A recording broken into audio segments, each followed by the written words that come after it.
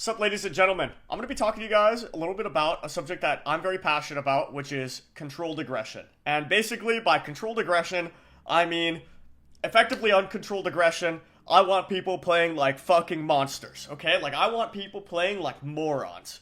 And then you scale back, right? Now, what does that mean, right?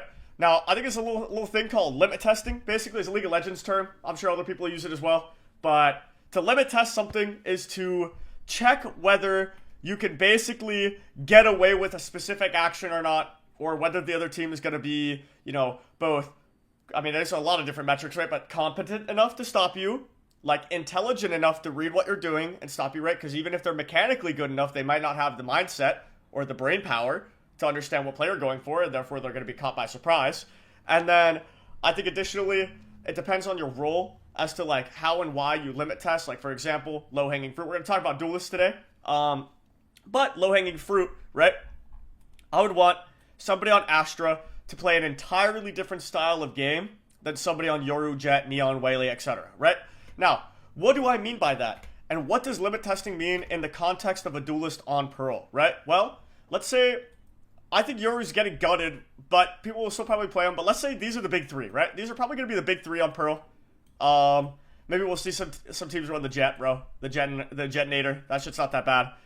And then, I mean, Reyna's pretty awful. I don't think we're going to see her. Raze is pretty bad. Phoenix is good if you're running like a 9 lives comp. Shout out C9. Pioneered that Johnson. Very interesting map that you can run Phoenix on because of the double orb farm meta. But I digress, right? So when we're talking about aggression, right? I think the first thing to understand is that a limit test or like uncontrollable aggression, right? There's a point. There's always a point.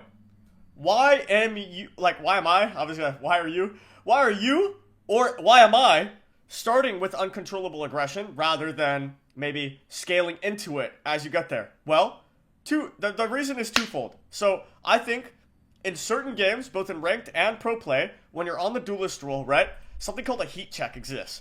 Now, heat check is you taking a dry gunfight against someone, for example, let's say an enemy Yoru here, or here, or here, on an angle that they are advantaged against you, but you take it anyways because you're that fucking guy, right? Not something that you should try often, but when you do play in that style, if people are expecting for you to pause for drone, expecting for a flash to come, or etc., and you just hard peek it, and you have good cross replacement, you have good intensity with how you clear angles, you can win the round off of that, right? It's very easy to one bullet someone and then immediately snowball to half off of killing them on a bonus round, taking that type of scaling, right? Now, first off, when you're doing that type of aggression, right, you're trying to have an end goal. Are you trying to kill this guy? For sure. Killing people is always ideal, right? Killing people is always ideal, but it's not something you can ever contour your game around, right? Sorry about that. I'm sweating quite a bit right now. I'm sweating quite a bit. It's hot as fuck in here. But not only are you trying to kill them and then guarantee the space, right, but you're trying to cut specific info from the enemy team while gaining specific strategically advantageous territory, right? So let's say, yes, you need to be able to hard clear this angle perfectly and this angle perfectly, right? But the real goal of playing with uncontrolled aggression, let's say it's Waylay, right, is that you're going to play to go as deep as humanly possible, right? And if you go all the way here, instead of scaling back wall, taking all the fights and then walking up, right? If you jump peek this and then scale like this, clear this angle, and then you scale up this way, right? And then you clear close left, then you get here in this corner, right? If you have rewind, or if you pop rewind over here, right, and you still have it active, you can go for even more. You scout some info, get his alarm bot out, right? Put that extra pressure, right? And what that does is it gives you info in a way, right? Now, let's say you're doing the scaling and you run into nobody, right? And all of a sudden, even though you haven't peeked into sight or gotten contact, this guy insta-smokes, right? What does that mean? Well, it means that they're probably playing weak side there because they didn't challenge you on the B-long scaling, which is very important to do so, right? Making the enemy team take longer to scale up B-long, make them spend a little bit more util, maybe an extra Euro flash, maybe your double dash, etc., right?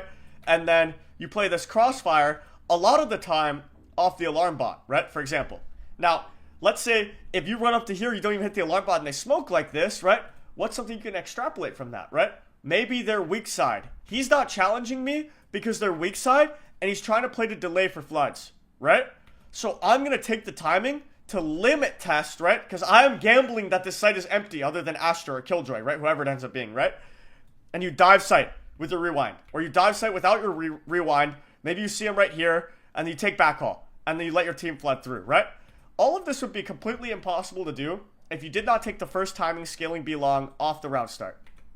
You know what I mean? Right? So if you're not putting yourself in these positions to be able to read the game and understand, like, let's say, pop the smoke because he hears you scaling close B long, there's only so many places that can hear that, right? Like, it's a big circle, right? So in a way, you're able to gamble on where people are based on the info that they use to make the decision that they do, right? You know what I mean? Like, if he makes the decision to smoke B long on the timing when you're running up, then the easy assumption is that someone is close enough to hear you, which severely limits the amount of plays those people have on site, right? Unless they have a second person that they're baiting for or duo holding with, right? Okay. I think additionally, without talking about the weak side, strong side, you know, playing to beat a timing on the rotate or the flood, right? Let's just say you're doing uncontrollable aggression for the sake of it as well, right? The second thing you want to find out is basically how many gaps does the enemy have and how disrespectful can I be as I play them, right? When you do this uncontrollable aggression from round 1, round 0, right? It allows you to scout that information much earlier, right? Maybe they play Killjoy turret here, okay? And Alarm Bot art, and they're playing an Astra jiggling this, right? So when you get to this point, right, and you just walk onto the site, maybe you're able to walk right here and hold this, right? Maybe Astra blooms his smoke afterwards when your teammates start droning. Like, let's say your guy gets here and he drones and you're already in sight because of uncontrollable aggression. You've got a beautiful timing, right? When the Astra breaks the drone or tries to cross, you have a free kill. When the Astra breaks the drone here and then tucks link and then their jet floods out spawn to try to get on site before the hit occurs, boom, you catch them on the cross because you're in the perfect timing, right?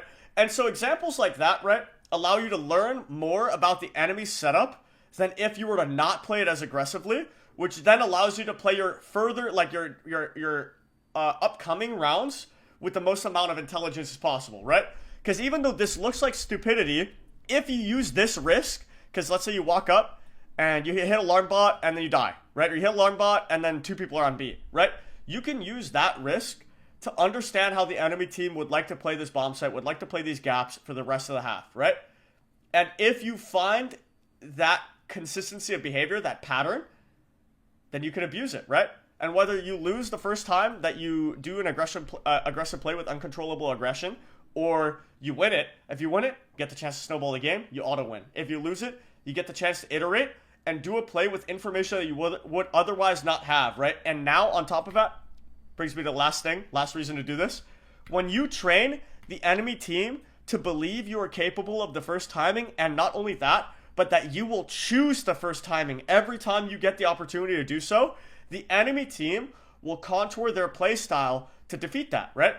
In my opinion, that will make it significantly more predictable on how they're going to play, because they're going to be expecting you to be doing the first tempo aggression every time, which basically allows you to not do that every time, right? And do that aggression sometime in the mid to late round. And you're going to see people using a lot more util early on in the round.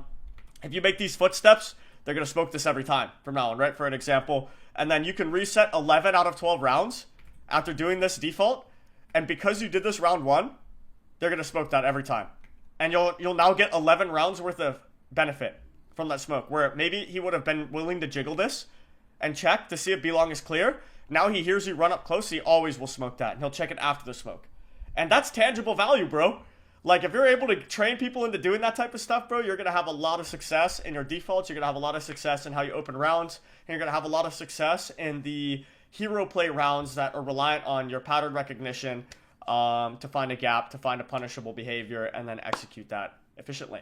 But I hope you guys like this video / multiple different videos. And if you guys have further questions or want to follow up on anything I said or disagree, let me know. I'm here. Okay, have a good rest of your day, guys.